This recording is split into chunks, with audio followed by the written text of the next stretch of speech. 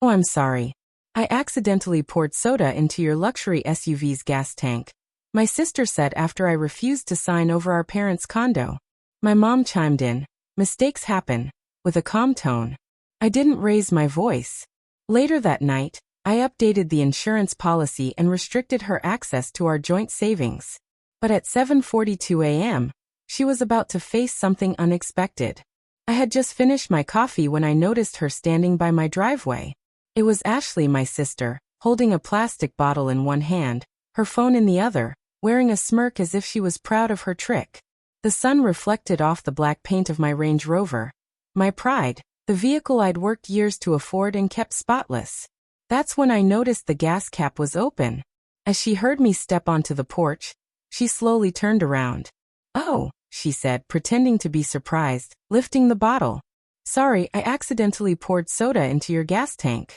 Maybe I thought it was the washer fluid. Mistakes happen." She'd made that mistake before. But standing there with that smirk, it was hard to believe it wasn't on purpose. My pulse remained calm, at least for now. "You accidentally poured soda?" I asked in a flat tone. Ashley shrugged. "It was in my hand. I thought it was windshield fluid. Mistakes happen." Then, I heard Mom's voice from the yard. "Mistakes happen," she echoed, clearly not concerned. I looked at both of them, my hands in my pockets. Pockets holding more than just the keys to the SUV, but the keys to my patience, which had worn thin. I'd already figured it out in my mind. Ashley wanted our parents' condo, and she'd been pressuring me for months to sign it over. I refused, knowing she couldn't afford it without draining the family account. This was her retaliation. No argument, no discussion, just a bottle of soda in the gas tank. I didn't yell. I didn't check the car. I walked past both of them, opened the door, and went inside. From the kitchen window, I saw her discard the bottle like evidence. Mom whispered something, and they both laughed, thinking they had won. That night, I made 2 calls. The first was to my insurance company, updating my policy and saying, "No one but me is authorized to touch my vehicle." The second call was to the bank, removing Ashley from the joint account. Both calls ended with the same sense of finality, like locking a door from the inside. By the time I went to bed, the street was silent. The SUV sat under the lamppost, gas cap still open, but I didn't care. I had a different kind of fuel now, one that didn't come from any tank. At exactly 7:42 a.m. the next morning, she was going to wake up to something far worse than a calm older brother. By the time the first light of day hit my blinds, my decisions were final. The phone was still warm from the calls. Insurance updated, Ashley's name removed from the bank account, my SUV locked down. I moved through the kitchen in silence, the coffee brewing, my mind drifting back to 3 months earlier when I handed Ashley a cashier's check for her mortgage.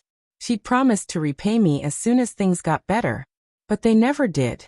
A couple of weeks later, she called, asking for help when her fridge broke. I didn't hesitate to pay for a new one. Family helps family, I'd said. That same family was now laughing while they damaged my SUV with soda. My phone buzzed, another message in the family group chat. "Mom, you're being dramatic. It's just soda," one message read. "Ashley, you can get it flushed out. Not a big deal." Another. "Not a big deal?" I stared at those words until they blurred. To them, it was harmless. They thought I'd just fix the car and move on, like always. But I knew better. There were no accidents in this family. Only moves in a game I hadn't been playing for years. That was about to change. I opened my laptop. The plan forming in my head wasn't loud or messy. It was precise, the kind of move that changes everything. And if Ashley thought I was going to stay passive, she was about to learn that silence didn't mean surrender. At 7:42 a.m., the knock on Ashley's door shook the house and rattled the picture frames. She stumbled to the door, hair messy, wearing the same oversized t-shirt from the night before. When she opened the door, she froze. There stood 2 people, one in a navy windbreaker with the First Union Bank logo, and the other with a badge and clipboard from the city's collections office. They weren't here to negotiate. "Miss Carter," the bank rep began, looking past her into the hallway. "We're here regarding the default on your vehicle loan. The account is now in arrears, and the grace period has expired. The lender has authorized repossession." Ashley blinked, shook her head and stammered. No. The payments go out automatically. No, not anymore, the city official interrupted, holding up a folded notice. You'll want to read this. Your property tax installment was due on the 1st. The payment source is frozen. Her mouth went dry as she stepped back inside to call her husband. His voicemail picked up twice, but on the 3rd try, his voice was tense. What happened to the rent check, he asked. The landlord called. It bounced. We have until Friday to fix it or we're out. Heat crept up Ashley's neck as she panicked, realizing something was wrong with the account. Her phone buzzed again. It was Mom. She answered immediately. What did you do? Mom's voice was sharp. I just tried to pay the electric bill from the joint account. It says transaction denied. Everything's locked up. Ashley pressed a hand to her forehead, feeling dizzy as the room spun. Outside, a tow truck arrived with hydraulic arms clanking. The bank rep walked past her without acknowledging her, clipboard in hand. It hit Ashley then. This wasn't random. This was the result of actions I'd taken to protect myself, and she knew exactly whose move it was. By noon, the family group chat was flooded with messages. My phone vibrated constantly. What did you do? One message read. Ashley, you can't just take money from us over a soda. Another. I muted the thread and let them talk. I had tasks at hand. This wasn't really about the soda. It was about the years of being treated like an endless source of money. I'd paid for Ashley's overdue mortgage payments, not once but 3 times. When her fridge broke, I replaced it, even going the extra mile to deliver it myself. I'd given Mom money for repairs that never seemed to fix anything.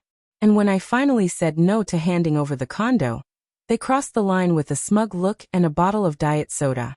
That line? It wasn't just a line anymore. It was solidified in concrete. At 1:14 p.m., Ashley called. I didn't pick up. At 1:16, she called again, and I sent it to voicemail. At 1:18, Mom tried. This time I answered. What do you think you're doing? She said, diving straight in. Ashley's crying. The bank's here. They're taking her car. I leaned back in my chair, watching the tow truck outside take her white SUV. Sounds like a rough day for her, I replied calmly. This is unnecessary, Mark, Mom snapped. You're making things harder for your sister just because you can't let go of some apartment. Hurting your sister? I let out a humorless laugh. No, I'm protecting my resources from someone who poured soda into a $70,000 engine because things didn't go her way. Mom tried to interject, but I kept going. And that condo you think is just stuff? Dad's name is on the deed. He wanted me to retire there. You don't get to rewrite that because Ashley can't handle her finances. Silence. Then came the expected words. We're family, Mark. Family forgives. Family respects. Forgiveness is earned, I corrected. Respect is required. I hung up before she could retort. By 2:30 p.m. my lawyer texted. Changes processed, all joint accounts secured. New beneficiary designations confirmed. I read the message, feeling a shift, not just in money, but in control. Outside, the rain began to pour heavily. Somewhere in the city, Ashley was likely watching the tow truck drive away. Mom was probably on the phone with relatives, painting me as cold-hearted. They'd call it betrayal, but I called it restoring balance. Underneath, there was no satisfaction, no sense of victory, just a recognition that things had changed, and I was no longer someone they could manipulate without question. When my phone buzzed again, I didn't check it. I just powered it off. The rest of the night passed in silence. No calls, no texts. Just a quiet that didn't mean they had given up, but that they were preparing their next move. By morning, I knew I'd been right. At 6:08 a.m., an unknown number called. I ignored it. 30 seconds later, the same number rang again. This time I answered. You've made your point. Mom's voice was strained. Now fix it. Fix what? I asked. You know what? Ashley can't pay her bills. She's in a panic. I can't cover her mortgage and the Cabo trip. I nearly laughed. Cancel Cabo. There was a pause. We can't, she snapped, as though it were impossible. The flights are non-refundable. The resort's already paid for, from the same account you've been draining for years. I finished the thought for her. So no, you can't cover her mortgage because you chose your vacation over her housing. This isn't fair, Mark, she protested. I let the silence drag until it became awkward. You're right, I said. Fair would have been you in my driveway yesterday morning, holding Ashley accountable for damaging my SUV. Fair would have been you telling her to apologize instead of accusing me of exaggerating. She began to reply, but I hung up. By 9:15 a.m., I was at the notary's office. 2 signatures and an official seal later, the condo was mine legally. No more joint ownership. No more family property. My phone buzzed in my pocket as I signed, but I ignored it. Outside, the rain from yesterday had cleared, and the day was bright. I walked 3 blocks to the insurance company, handed over my SUV keys, and watched as they loaded it onto a flatbed to take it to the dealership. I had already picked out its replacement. Bigger, faster, and impossible to damage with soda. By noon, I'd locked all the digital accounts they had access to, emails, streaming services, even the grocery delivery app we shared. If they needed milk, they could buy it themselves. Then a knock at the door. 3 quick taps. My neighbor, an older man who'd lived across the street for decades, was there holding a small box. This was on your porch, he said, handing it over before the rain started again. The box had no return address, just my name in block letters. Inside was a folded piece of paper and a set of old house keys. The note read, "You were right, Dad." I stood there for a moment, staring at the keys. I knew exactly what they were. Keys to the lakeside cabin Dad had bought years ago, one that no one else in the family knew existed. My phone buzzed again, this time with a flood of messages in the family group chat. Ashley, you told Dad? Mark, where are you? We need to talk now. Ashley, if you think this is over. I set the phone down on the counter and looked out the window. My neighbor was back in his driveway, cleaning his fishing gear. That's when it hit me. I didn't need to answer, explain, or argue. Peace had arrived in the form of keys to a place no one else could touch. By 2 p.m., I was halfway to the cabin, my new SUV running smoothly. I stopped at a diner for lunch, ordered a massive sandwich, and left a tip that made the waitress pause. On the radio, a news report about storms approaching Cabo played. Flights were delayed. Resorts were being evacuated. I smiled into my coffee. Somewhere, my family was watching the skies over their vacation darken, realizing they'd have to cut it short. Somewhere, Ashley was realizing the accounts were closed, the SUV was gone, and the condo was no longer hers to imagine owning. Somewhere, Mom was probably reflecting on all the conversations we'd had, wondering when I stopped being the son who always gave in and became the man who walked away. I reached the cabin as the sun dipped behind the trees. The air was cleaner than it ever was in the city. I unlocked the door, stepped inside, and set the box of keys down on the counter. No phone calls, no distractions, no expectations, just me, the silence, and the realization that for the first time in years, every decision was mine. By the time they realized where I had gone, I'd already be out of sight again. 3 days passed without a single message, call, or knock at my door. The quiet felt almost eerie, like the calm before a storm. On the 4th day, the storm hit. It started with a voicemail from Mom. Her voice was soft, almost rehearsed. Mark, listen. We've been talking and we think we can resolve this.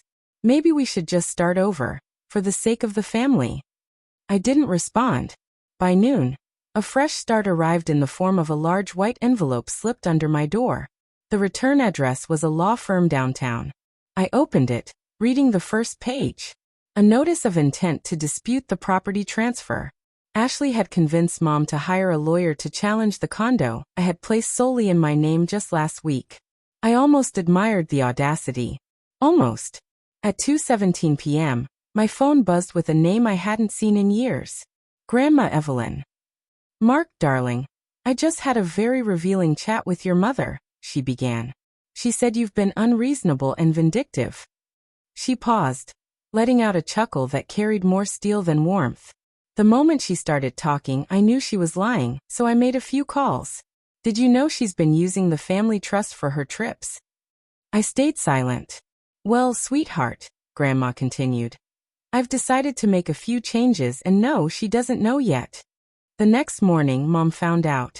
Grandma had driven 2 hours into the city, gone straight to her lawyer's office, and rewritten her will. She didn't just amend it, she completely changed it. Mom's inheritance was reduced to a single symbolic dollar, and the majority of the estate was left to me. By 9 a.m., my phone was flooded with messages. Mo, what did you say to her? Ashley, this is disgusting. You're turning her against us. Mo, fix this before Cabo, or don't bother calling yourself my son. I didn't respond. Instead, I called Grandma. She picked up after 2 rings. Sweetheart, she said, I've been thinking. You shouldn't be alone this Thanksgiving. Why don't you come here? I'll make your favorite, pecan pie with that crust you love. That night, I packed a small bag and drove to her house. We sat at her kitchen table for hours, sipping coffee while she shared things I didn't know about the cabin, the trust, and how long she had quietly watched Mom take whatever she could get her hands on. By midnight, we had a plan, not for revenge, not to forget, but for protection. The kind of airtight financial security that no joint account, sudden trip, or accidental soda spill could penetrate again. When I left the next morning, the air was sharp and cold. The kind that wakes you up even before your first cup of coffee. 2 hours later, I received a call from an unknown number. A woman's voice, crisp and professional, said, "This is a courtesy notice from Horizon Realty. Your sister's application for emergency mortgage relief has been denied. Would you like to be removed as her emergency contact?" Yes, I replied without hesitation. The rest of the day unfolded slowly, like a row of falling dominoes. First, Mom's Cabo flight was grounded due to the storms I'd heard about on the radio. Then came calls from her travel insurance company. Her non-refundable resort booking? It had been refundable all along, but only if the refund was sent to the original payment method, which I had already closed. By evening, I was sitting in my living room when my phone buzzed with a video from an unknown number. It was Ashley, standing outside an airport terminal, visibly upset, saying none of this would have happened if I hadn't overreacted. I didn't watch any further. I muted the chat, locked my phone and set it face down. Outside, the wind picked up. Inside, the silence wrapped around me like a heavy blanket. That's when I realized. They could shout, threaten, or hire lawyers all they wanted. The real change had already been made. It wasn't in the condo deed, or the bank accounts. It was in me. They no longer had a key to my front door, or to my mind. The next morning, I dropped off a sealed envelope at my bank. Inside was a letter to my account manager making Grandma the only co-signer on a new account. The trust money she had reassigned to me was already in the process of being transferred. When I stepped back outside into the sunlight, I didn't check my phone. I didn't need to. Somewhere, they were scrambling to regain control of a game they no longer played. Somewhere, Grandma Evelyn was likely sitting at her kitchen table, sipping coffee, smiling her sharp, confident smile, knowing that we had already won. Quietly, completely, without raising our voices. The knock at my workshop door came just after sunset. When I opened it, my father stood there, wearing his old leather jacket, hands in his pockets, looking like he'd been rehearsing a speech for days, but didn't know where to start. "I was in the neighborhood," he said. We both knew that wasn't true. Our family didn't do casual visits. He stepped inside, looking around at the tools, the unfinished project on the lift, and the now hiring apprentice sign on the wall. He didn't comment, but I saw the mix of pride and regret in his eyes. "Your sister," he started, then stopped. "She's not doing well." I leaned against the workbench, letting the silence work for me. He shifted uneasily. "She wants to make things right," he said. "We're having a barbecue next weekend. The family's coming. Thought you should be there." I pictured it. The long table, the forced smiles, the whispered comments. The same people who said nothing when Ashley poured soda into my gas tank and called it a mistake. "Dad," I said, "ever try to rebuild something when the foundation is still cracked?" He looked at me for a moment, then at the old fishing rod in the corner, the one he'd given me years ago. "Boat's still in the shed," he said. "We could take her out someday. Just you and me, like we used to." For the first time in months, my chest felt lighter. That Sunday, while the rest of the family lit the grill, I was out on the water. The lake was calm, the autumn air crisp. We barely spoke, just cast our lines and watched the ripples. Halfway through, he broke the silence. Son, maybe one day you'll find a way back to them. Or maybe you won't. But make sure you don't close the door on yourself. I didn't answer. I didn't need to. By sunset, we headed back. At the dock, he put a hand on my shoulder. Whatever happens, I'm proud of you. That night, alone in my workshop, I thought about his words. And I'll ask you the same. If blood calls you back, but history warns you away, which do you listen to?